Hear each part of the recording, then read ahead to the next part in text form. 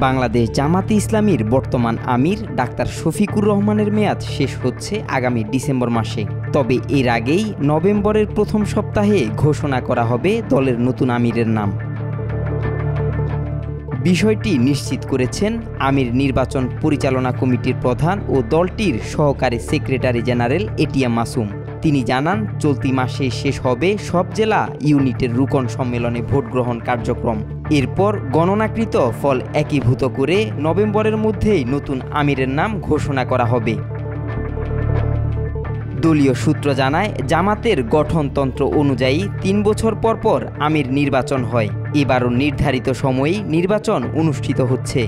জামাতের আমির নির্বাচনের আগে কেন্দ্রীয় মজলিসে শুরার ৩ জন সম্ভাব্য প্রার্থীর একটি প্যানেল নির্ধারণ করে। এই ৩ জনের মধ্য থেকে যে কোনো একজনকে ভোট দেন দেশের সব পুরুষ ও নারী রুকন সদস্যরা। চাইলে তারা প্যানেলের বাইরের কাউকেও ভোট দিতে পারেন।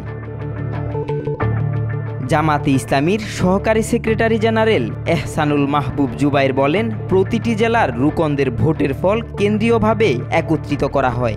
যে প্রার্থী সর্বাধিক ভোট পান তিনি আমিরের জামাত নির্বাচিত হন। তিনি আরও জানিয়েছেন, বর্তমানে সারা দেশে রুকনের সংখ্যা প্রায় 1,05,000-এর মতো।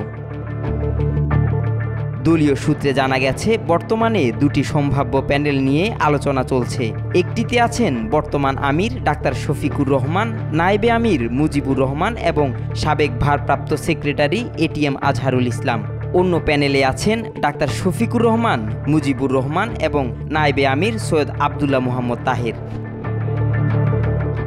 2019 সালের নভেম্বরে প্রথমবারের মতো আমির নির্বাচিত হন ডাক্তার শফিকুর রহমান। 2022 সালের অক্টোবরে তিনি দ্বিতীয় মেয়াদে পুনর্নির্বাচিত হন। এবারও তার নাম আমির নির্বাচনের সম্ভাব্য তালিকায় রয়েছে।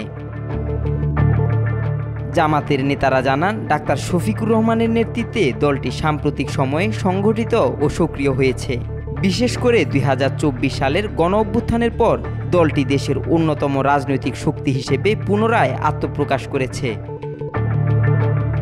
আমির নির্বাচন তদারকি করছেন এটিএম মাসুম ও অ্যাডভোকেট মোয়াজ্জেম হোসেন হেলাল। তাদের মতে, ভোট গ্রহণের সব প্রক্রিয়া নভেম্বরের মধ্যে শেষ হবে এবং নতুন আমির ঘোষণা করা হবে ডিসেম্বরের আগেই। অর্থাৎ জাতীয় নির্বাচনের আগে দলটির নতুন নেতৃত্ব আনুষ্ঠানিকভাবে দায়িত্ব নেবে। আব্দুল্লাহ আল নোমান, আজকাল।